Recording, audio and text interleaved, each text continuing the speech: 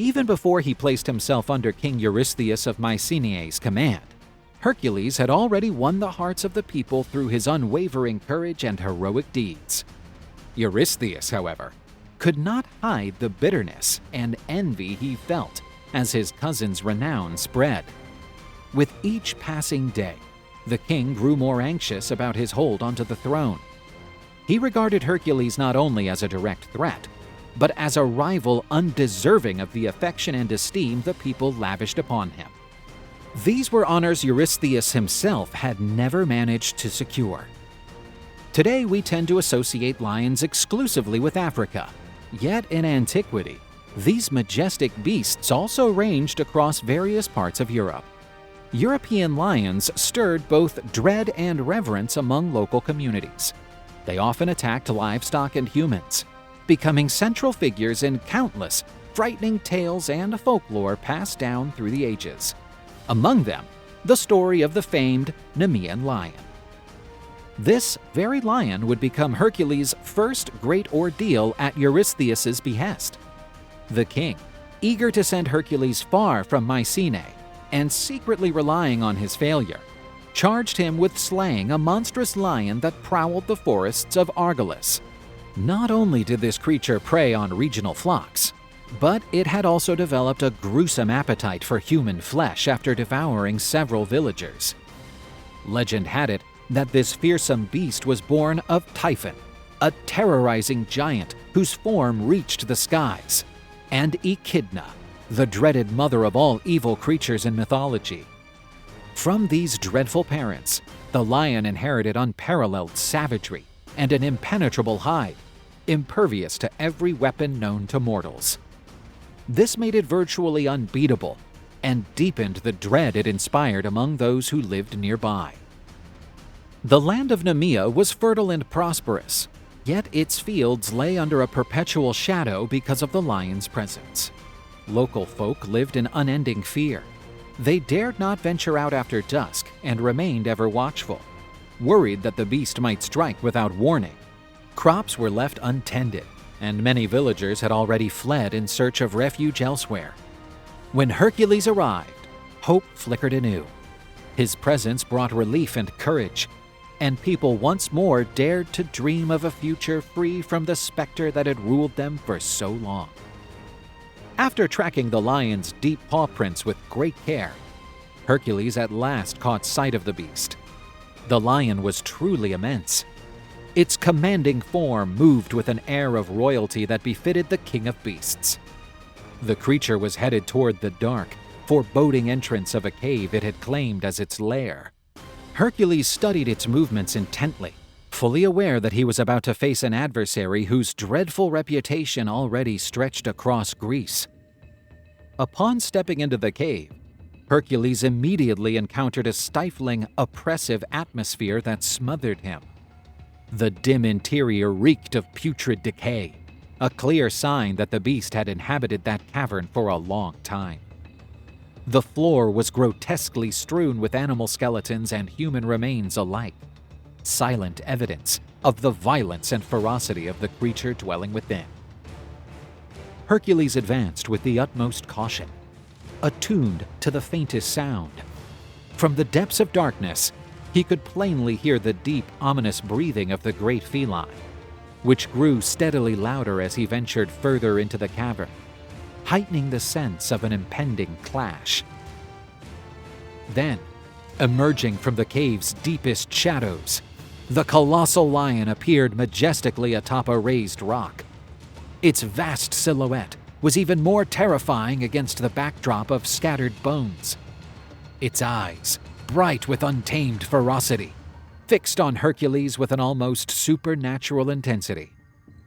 The creature opened its jaws, revealing enormous razor-sharp fangs, and unleashed a roar so mighty that the cave walls trembled. The sound echoed like thunder, powerful enough to freeze the soul of the bravest warrior. Hercules felt that monstrous vibration ripple through his body, yet the divine blood of Zeus coursing through his veins upheld his resolve. Drawing a deep breath, he swiftly knocked his bow and fired an arrow aimed squarely at the beast's head, However, to his astonishment and dismay, the arrow bounced off uselessly, confirming in a terrifying manner the beast's legendary invulnerability to mortal weapons. Driven by a primal and insatiable fury, the enormous lion lunged at Hercules with horrifying force, baring sharp claws and wide-open jaws in an expression of utter malice. Feeling the full weight of the pending attack, the hero raised his mighty club. Gathering all his courage and divine strength, he leapt into the air, determined to meet the lethal beast head-on and confront the nightmare charging toward him. Their violent collision culminated in a devastating blow delivered by Hercules, who struck the lion's head with such brutal force that it seemed capable of shattering stone. The impact resounded through the cave, and for a fleeting moment, the beast staggered, its massive head swaying in confusion, its stance faltering. Yet to Hercules' shock, not a single wound was visible. Not even the faintest mark marred the beast's impervious hide. Regaining its menacing posture in an instant, the massive creature turned back toward its opponent with renewed ferocity and resolve, ready to prolong the deadly struggle. In retaliation, the lion surged at Hercules with multiplied fury, striking with untamed savagery. Realizing at once that his weapons were futile against the beast's impenetrable hide, Hercules discarded them. Driven by courage beyond mortal measures, he charged into a direct, hand-to-hand confrontation. The encounter became a terrifying display of raw strength and unwavering resolve. In that dramatic and desperate struggle, the creature's razor-sharp claws tore into the hero's flesh, leaving wounds that burned like searing fire.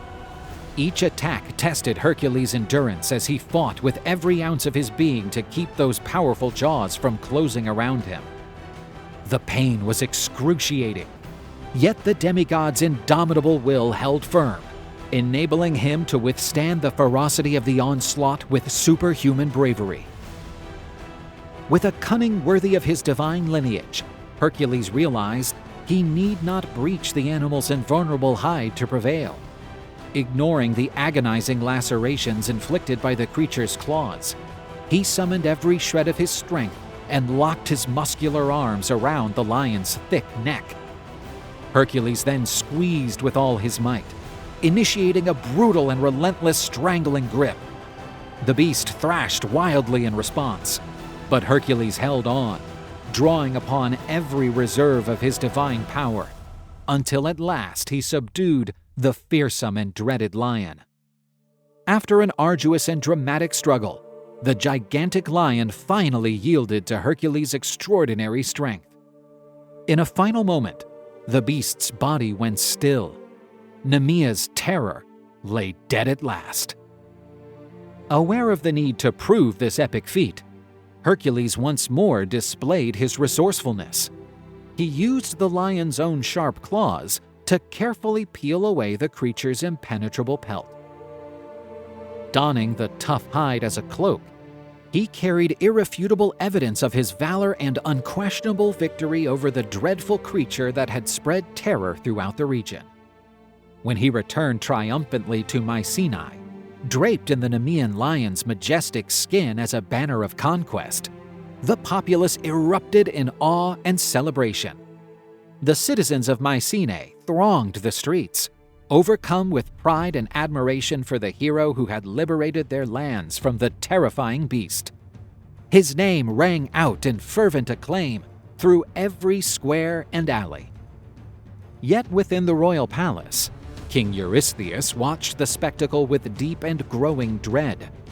Seeing Hercules approach in that imposing guise, wearing the skin of the beast he had deemed undefeatable, Eurystheus was seized by irrational terror. Overcome by fear that his cousin might now turn against him and claim the throne he occupied by unjust favor, the cowardly king fled in desperation and hid inside a great bronze jar, trembling and cowering before the overwhelming power and unmatched bravery shown by Zeus's son. Thus, with absolute success, Hercules completed the first of his legendary labors. This triumph marked the beginning of an epic journey that would lead him to even greater dangers, forever etching his name in history and securing his place among the greatest heroes the world has ever known.